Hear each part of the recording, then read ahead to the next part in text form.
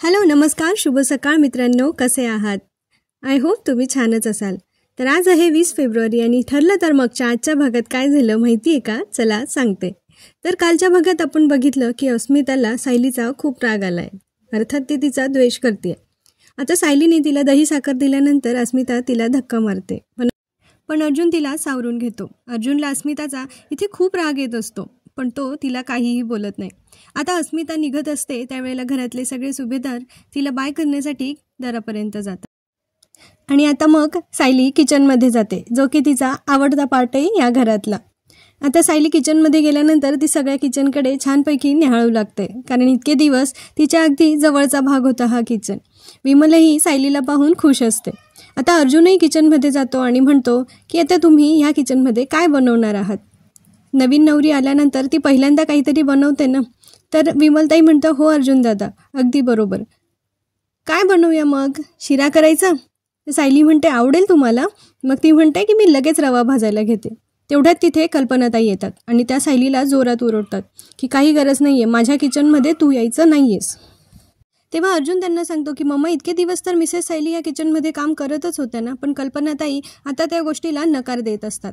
तेवढ्यात तिथे सगळे सुभेदार परत येतात. तर प्रतापराव म्हणतात, हे बघ अर्जुन, अशा छोट्या छोट्या गोष्टींवरून मला या घरात नेहमी भांडणं नको आहेत. त्यावर आता अर्जुन म्हणतो की इतके दिवस मिसेस सायली तुमच्यासाठी या किचनमध्ये इतकं छान छान काय काय करून खाऊ घालतच होते ना, मग आता काय प्रॉब्लेम आहे? काय रे अश्विन, तुला तर मिसेस सायलींच्या हातचे थालीपीठ खूप आवडतात ना, आणि पूर्ण आजीला तर त्यांच्या हातची रव्याची खीर स्पेशल आवडते, ते चोरून चोरून खात असते. आणि गुलाबजाम माझ्या बायकोच्या हातचे ते तर पूर्ण आजीला खूप आवडतात ना. असं अर्जुन वातावरण लाईट करण्याचा प्रयत्न करत असतो. तो त्यांना प्रतापरावांनाही सांगतो की डॅड, तुमच्या एका क्लायंटसाठी पण मिसेस सायलींनी इथे जेवण बनवलं होतं ना, आणि ते त्यांना किती आवडलं होतं. तुम्हाला सगळ्यांना तर मिसेस सायलींच्या हातचं खूप आवडायचं.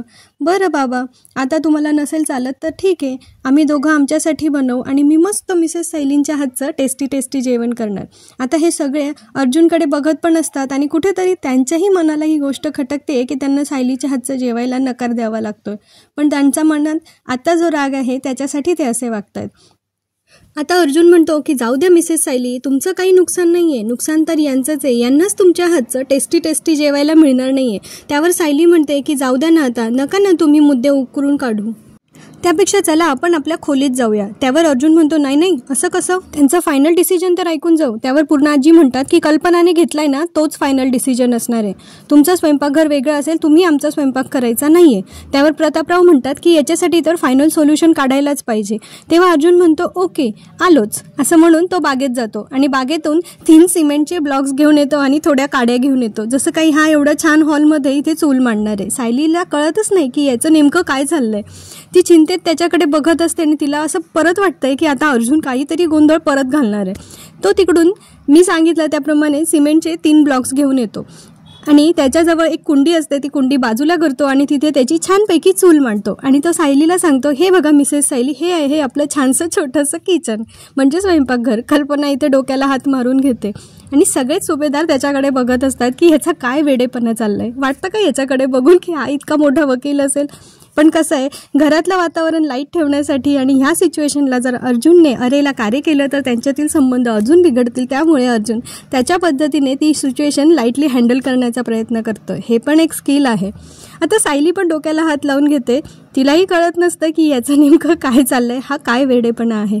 सगळे त्याच्याकडे बघत असतात, पण सगळ्यांना माहिती आहे अर्जुन काय कोणाचं ऐकून घेणार नाही आहे. आता कल्पनाताई त्याच्यावर चिडतात आणि त्या म्हणतात, अर्जुन काय चाललंय तुझं? आम्ही काही बोलत नाही म्हणून तू कसाही वागतोयस का? मी सांगितलं ना, तुम्ही त्या किचनमध्ये स्वयंपाक करायचा आहे, पण तुम्ही आमचा स्वयंपाक करायचा नाही आहे आणि दोघांच्याही स्वयंपाक करण्याच्या वेळा वेगवेगळ्या असतील. त्यावर अर्जुन आता त्याला वाईट तर खूप वाटतंय त्याच्या मम्माच्या वागण्याचं, कारण त्यामध्ये सायली सफर होते, पण तो पुन्हा ती सिच्युएशन हसत हसत हँडल करतो आणि म्हणतो की ठीक आहे, आम्ही आमचा जो काही सिलेंडर वगैरेचा किंवा ते किराण्याचा खर्च असेल तो आम्ही देऊन टाकू. आणि अशा पद्धतीने त्यांच्या याच्यातून ते सुवर्ण मध्य काढता असं म्हटलं तरी चालेल. आता सायली त्याला खूप जास्त चिडते त्याच्यावर. आणि नंतर त्यापूर्वी ना अर्जुनने जी चूल मांडली होती त्या चूल मांडलेल्या याच्यावर तो ती चूल पेटवायला निघाला होता आणि त्यासाठी त्याने विमलकडून माचीस मागवली होती, पण सायलीने ती पेटवलेली माचीस विझवून टाकली आणि तो म्हटला, हे काय केलं मिसेस सायली, तुम्ही सुभेदारांच्या एक माचीस वाया घालवली. त्यावर त्यावर कल्पनाताई म्हणतात, अर्जुन काय चाललाय वेडेपणा तुझा? तर अर्जुन म्हणतो, मम्मा पण माझ्या बायकोने स्वयंपाक नाही केला तर मी बाहेरचं खाणार, मग मला ॲसिडिटी होईल, मला फूड पॉयझनिंग झालं तर, आणि मग मी मेलो तर. मग इथे पूर्ण आजी त्याच्यावर चिडतात आणि त्या म्हणतात, गप्पा बस अर्जुन, असं अभद्र बोलू नकोस. कल्पनाने सांगितलाय तो मार्ग योग्य आहे, तुम्ही तुमचा स्वयंपाक करा, आम्ही आमचा स्वयंपाक करतो. आता इकडे महिपतच्या घरी पवार आणि जोशी वकील एकत्र आलेत. ते महिपतशी भेट करायला आलेत आणि त्यांचं त्या खऱ्या मर्डर केसची खोटी स्टोरी रंगवून साक्षीला त्यातून कसं बाहेर काढायचं या सगळ्याची गप्पा आणि गोष्टी रंगवून इथे रिहर्सल चालली आहे. आता पवार वकील म्हणतात, युअर ऑनर, या जोशी वकिलांच्या आशिलाने नियम मोडलाय. जामीन मिळाल्यानंतर त्यांनी सही करायला पोलीस स्टेशनला यायला पाहिजे होतं, पण ते आलेले नाही आहेत. त्यावर जोशी वकील म्हणतात, अरे रे, त्यांनी असं का केलं असेल बरं? तर पवार वकील म्हणतात, आणि अजून एक गोष्ट, त्या खुनाच्या दिवशी माझ्या आशील साक्षी या त्यांच्या सावत्र भावाच्या म्हणजे त्या विचारेच्या अंतिम संस्काराला गेल्या होत्या. त्यावर आहे ना महिपत म्हणतो, अरे म्हणजे तो खून साक्षी शिकरेने केला नसून तो या थेरड्याने केला आहे, त्याला लगेच फासावर चढवून टाका, देऊन टाका त्याला फाशी. त्यावर जोशी म्हणतात, अहो महिपत, जज लोक अशी भाषा वापरत नाही. त्यावर आता महिपत स्वतः जेंटलमॅन असल्यासारखं फील आणून बोलतो आणि असं छानपैकी बसतो आणि मग म्हणतो, वाटतोय का आता जेंटलमॅन? काय रे जोशी? आता ते हो अशी मान हलवतात आणि मग तेव्हा यांचा मस्त अभिनय चालला आहे, कॉमेडी. असे कोणते कॉमेडी असतात काय माहिती. तर त्यावर आता हे म्हणत असतात महिपत की अच्छा, त्या दिवशी साक्षी शिकरे त्यांच्या सावत्र भावाच्या म्हणजे त्या विचारेच्या अंतिम संस्काराला गेल्या होत्या, तर त्या खून कशा करतील? म्हणजे हा खून त्या वयस्कर माणसाने केला असेल, असं त्या थोड्याशा सोज्वळ सज्जन माणसाच्या रूपामध्ये त्या भाषेमध्ये त्या बोलत असतात. आणि महिपत म्हणत असतो, तर त्यांना त्या वयस्कर माणसाला आता फाशीची शिक्षा फोपवून टाका. आता जोशी वकील सांगतात, अहो फोफवून नाही, त्याला ठोठावून टाकतात. आणि त्यानंतर मग साक्षी म्हणते की हे वाक्य खरोखर जजच्या तोंडून मला कधी ऐकायला मिळणार आहे देव जाणे. त्यावर महिपत म्हणतात, ऐकशील, लवकरच होईल ही गोष्ट खरी. त्यावर आता साक्षी म्हणते, पण ते सही करायला येण्यापासून तुम्ही मधुकर पाटलांना कसे थांबवणार आहात? तर जोशी वकील म्हणता, ओ मॅडम, मी ते करतो. आता जोशी वकील त्यांना फोन करून सांगणार आहेत मधू भाऊंना की सही करायला येण्याची गरज नाही आहे, तुमची सही करण्याची येण्याची शिक्षा माफ झाली आहे वगैरे वगैरे, असं ते थोडंसं ते प्लॅन करतायत त्या गोष्टीचं. त्यावर आता ते महिपत म्हणतात, हां काय रे जोशा, म्हणजे तू त्या मधुकर पाटलाला अशा ह्या पद्धतीने त्यांच्या गप्पा इथे रंगत असतात. आता इकडे रात्री प्रिया तिच्या डोक्यात काहीतरी प्लॅन शिजतोय आणि ती अश्विनला हाताशी घेऊन आता तिची पुढचं प्लॅनिंगचं काहीतरी ती प्रोसेस करणार आहे. आता ती प्रिया म्हणत असते की आता काय करू मी, असं काय करू? आता त्या अश्विनला ती फोन करते आणि ती त्याला सांगते की तुझ्या क्लिनिकमध्ये किंवा तुझ्या ओळखीचे कोणी चांगले सायकेट्रिक डॉक्टर आहेत का, असं ती त्याला विचारत असते. अश्विनला प्रियाचा फोन आल्यानंतर त्याला पहिले थोडासा धक्का बसलो की प्रियाने याला का फोन केला असेल. त्याच्यानंतर तो तिच्याशी बोलतो आणि मग तिचं सांत्वन करत असतो की तू जास्त काळजी घे, जास्त टेन्शन घेऊ नको, अशा त्या गोष्टीमध्ये. आणि प्रिया तर नाटक करण्यात एक नंबर आहे, ती तरबेज झाली आहे त्या गोष्टीत. तर ती अश्विनला छानपैकी विचारते कोणी सायकेट्रिक आहे का, म्हणजे हिला खूप जास्त डिप्रेशन वगैरे आलं आहे असं ती प्रिटेंड करण्याचा प्रयत्न करत असते. आता प्रिया त्याला विचारत असते, आहेत का रे कोणी सायकेट्रिक तुझ्या ओळखीचे, तुझ्या क्लिनिकमधले किंवा ओळखीचे असले तरी चालतील. तेव्हा अश्विन तिला सांगतो, हो आमच्या हॉस्पिटलमध्ये आहेत एक डॉक्टर राजाध्यक्ष, मी तुला देतो त्यांचा नंबर. त्यावर प्रिया म्हणते, धन्यवाद हां अश्विन. किती नाटकी मुलगी आहे ही, खऱ्या आयुष्यात अशा मुली आसपास पण नको बाबा आपल्या. आता अश्विन तिला म्हणतो, तू काळजी घे, जास्त विचार करू नको, भेटूया आपण, असं म्हणून तो फोन ठेवून देतो. आता इकडे सायली आली आहे बेडरूममध्ये आल्यानंतर सायलीतली बायको जागी होते आणि ती अर्जुनची चांगली खरडपट्टी काढते. आता ती अर्जुनला म्हणते की तुम्ही असं का वागत होतात खाली, हे चूल वगैरे काय प्रकार होता. त्यावर अर्जुन म्हणतो, छान होती ना मी मांडलेली चूल, अशी गावाकडची फील येत होता ना, एकदम मस्त अशी छोटीशी दिसत होती ना. तो त्याच्या कॉमेडी ॲक्शन चालू असतात आणि सायली त्याच्यावर रागातच बघत असते ती त्याच्याकडे बघून. आता अर्जुनला असं वाटतं सायली चिडली, आता काय करायचं. त्यानंतर सायली चिडून तिथून निघून जायला लागते आणि ती म्हणते, तुमच्याशी बोलण्यात ना काही अर्थच नाही आहे. आता अर्जुनला माहिती आहे की सायलीला कितीही समजावलं तरी ती काय ऐकून घेणार नाही आहे. सायली तिथून गेल्यानंतर अर्जुन आता त्याच्या पायाला स्टूल, तिथला जो चेअर किंवा स्टूल आहे ती लागल्याचा तो नाटक करायला लागतो आणि मग सायली परत फिरून येते आणि ती त्याला काळजीने विचारत असते की कुठे लागलं आहे, काय लागलं आहे. तेव्हा अर्जुन तिचा हात हातात घेतो आणि मग म्हणतो, त्याच्या हृदयाजवळ हात ठेवून म्हणतो की इथे लागलं आहे. आता यांच्यातला रोमॅन्स हळूहळू फुलायला लागला आहे. याआधी ते दोघं या रूममध्ये राहत होते, पण ते नवरा बायको म्हणून नव्हते राहत, ते मित्र म्हणून राहत होते. पण आता इथून पुढे त्यांचं नातं आता घट्ट होणार आहे आणि आपल्याला त्यांच्यातले असे हलके फुलके रोमॅन्टिक क्षण अजून बघायला मिळणार आहेत. आता अर्जुन सायलीला म्हणतो, काय हो मिसेस सायली, आज आपली पहिली रोमॅन्टिक रात्र आहे आणि तुम्ही माझ्याशी असं रागवून बोलणार आहात का? त्यावर सायली पुन्हा गोड लाजायला लागते. आता अर्जुन तिच्या हातातल्या बांगड्यांचा आवाज ऐकून म्हणतो, हे जगातलं सगळ्यात बेस्ट म्युझिक आहे, माझ्या बायकोच्या बांगड्यांचा आवाज. पण या हातात एक छानसं गिफ्ट पण हवंच ना. तर सायली म्हणते, गिफ्ट? तर अर्जुन तिच्यासाठी एक छानसा फोन गिफ्ट करतो. सायली म्हणते, अहो सर, पण याची काय गरज होती? त्यावर अर्जुन म्हणतो, असं कसं? मी ऑफिसला गेल्यावर मी तुम्हाला फोन करणार ना, नाहीतर माझ्या क्लायंटचं नुकसान होईल. सायली म्हणते, ते कसं? तर अर्जुन म्हणतो, माझं कामात लक्ष नाही लागणार ना, मग क्लायंट माझ्यावर चिडणार. तर सायली हसायला लागते आणि म्हणते, बरं, क्लायंटसाठी मी तुम्हाला दर अर्ध्या तासाने फोन करेल. अर्जुन म्हणतो, अरे क्लायंटसाठी, माझ्यासाठी नाही? तर सायली म्हणते, नाही, तुमच्या क्लायंटसाठीच. आता ती गोड हसायला लागते. त्यावर अर्जुन म्हणतो, काय हो मिसेस सायली, आणि ती उठून निघायला लागते तिथून. तेव्हा अर्जुन तिचा पदर पकडतो आणि म्हणतो, मिसेस सायली, तुम्ही अर्जुनचा विचार नाही करणार का? तेव्हा सायली म्हणते, सोडा हो, असं म्हणून ती तिथून निघून जाते आणि ती नंतर त्यांचा बेड लावायला लागते. आता अर्जुन तिला म्हणतो, मिसेस सायली, यापुढे आपल्यात या उशा नसणार ना? आणि आता सायली पण या वाक्याने गालातल्या गालात हसायला लागते. अर्जुनही हसत असतो आणि सायली लाजत असते आणि ती अर्जुनकडे उशी फेकून मारते. आणि आता या दोघांमधलं असं रोमॅन्टिक हलकं फुलकं वातावरण आपल्याला इथे बघायला मिळतं. दोघंही एकमेकांकडे बघून लाजत असतात आणि हसत असतात. आता पुढे होते सकाळ. सकाळ झाल्या सायली जाते देवघरात देवपूजा करायला. आता ती देवापुढे दिवा लावत असते. तेव्हा तिथे पूर्ण आजी येतात आणि पूर्ण आजी म्हणतात, थांब, तुला या घरात दिवा लावायची परवानगी नाही आहे. ह्या घरात दिवा लावायची परवानगी फक्त या घरातल्या लोकांना आहे आणि तू या घरातली नाही आहे. त्यावर सायली म्हणते की पूर्ण आजी, मला माहिती आहे हा तुमचा राग बोलतोय, नाहीतर तुम्ही कुणालाही भक्ती करण्यापासून कधीही अडवू शकत नाही.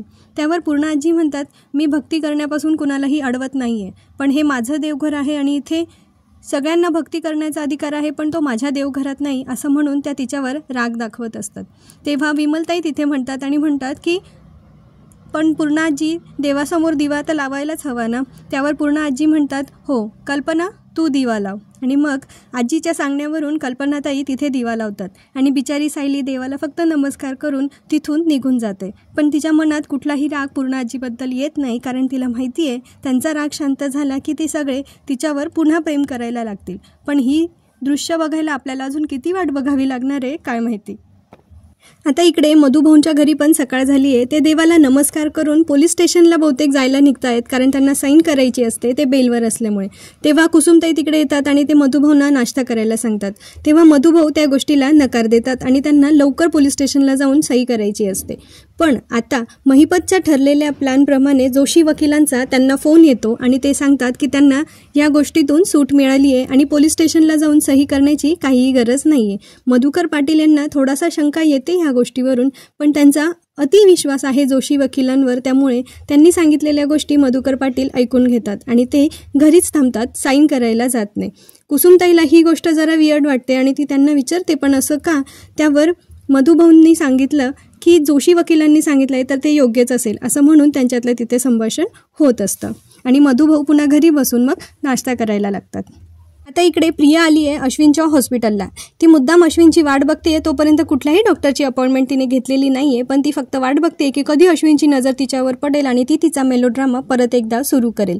तितक्यात अश्विन एका नर्ससोबत एखाद्या केसबद्दलचं डिस्कशन करत बाहेर येतो आणि त्याचं लक्ष तेव्हा त्या प्रियाकडे जातं.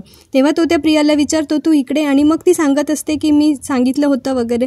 तर तोपर्यंत डॉक्टरांना भेटेपर्यंत अश्विन तिला सांगतो की चल तू माझ्या केबिनमध्ये थांब.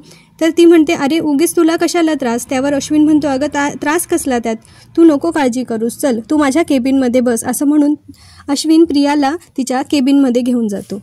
अश्विन खूप साधा भोळा आहे, पण प्रिया त्याच्या या साधे भोळेपणाचा इथे गैरफायदा घेताना आपल्याला दिसते. ती मुंगी सारखी त्या सुभेदारांना चिकटून बसली आणि काही केल्या तिला ते काही सोडवत नाहीये. तर अर्जुन नाही तर कमीत कमी अश्विन असा तिचा कदाचित प्लॅन असावा आणि बहुधा ते तसंच होणार आहे, म्हणून ते आता असा ट्रॅक आपल्याला दाखवत आहे. आता सायलीला त्यांच्या मेन देवघरात जाण्याची परवानगी नाही मिळाली आहे, पण सायलीची सुरुवात पूजेशिवाय होत नाही. त्याच्यामुळे तिने आता छानपैकी एक गणपती बाप्पा आणला आहे आणि त्यांना बेडरूममध्येच तिने विराजमान केलं आहे. तर तिने छानपैकी फुलांची सजावट वगैरे करून आसन घालून बाप्पाला तिथे बसवलं आहे आणि ती त्यांची पूजा करते. तिने पूजेचं ताटही बनवलं आहे आणि मस्तपैकी ती तिची मनोभावे तिथे भक्ती करते. आता अर्जुनला इथे जाग येते आणि सायली पण त्याला म्हणते, उठलात तुम्ही, चला उठा, आता आवरा पटापट, ऑफिसला जायला हवं ना. त्यावर अर्जुन म्हणतो की मी ऑफिसला आज जाणार नाही, असं कसं मी 10 ते 6 तुमच्यापासून लांब राहील. तेव्हा सायली म्हणते, नाही नाही, पटकन ऑफिसला जा, मी तुमच्यासाठी कॉफी करून आणते. तर अर्जुन म्हणतो, तुम्ही इथे नव्हतात ना म्हणून मी कॉफी सोडली. तर सायली म्हणते, कॉफी तर तुमचा जीव की प्राण होता ना. पण अर्जुन म्हटलं की पण मला तुमच्या हातची कॉफी आवडते, दुसऱ्या कोणाच्या हातची मला चालत नव्हती ना, म्हणून मी कॉफी सोडली. तर सायली त्याला म्हणते, आता तुमची बायकोच बनवून देणार आहे, त्यामुळे आजपासून कॉफी घ्या. आणि आता तुम्हाला कामही करायचं आहे, तुमच्या केसेसचा विचार करायचा आहे, कारण वकिलाच्या कामाचा कुठलाही ठरलेला वेळ नसतो. आणि मधुभाऊंची केस असं म्हटल्यावर ती थांबते. अर्जुनला तिच्या मनातलं कळतं आणि अर्जुन सांगतो, संध्याकाळी मी आलो की आपण मधुभाऊंना भेटायला जाऊया आणि त्यांच्याकडून केस परत मागण्याबद्दल बोलून बघूया. सायली म्हणते, मला नाही वाटत मधुभाऊ आता आपलं काही ऐकतील. त्यावर अर्जुन म्हणतो, हो, आधी जसं त्यांनी आपल्याकडून केस काढून घेतली ना, तर कदाचित ते आपल्याला परतही देतील, त्यामुळे आपण जाऊया संध्याकाळी त्यांना भेटायला. त्यावर सायली हो म्हणते.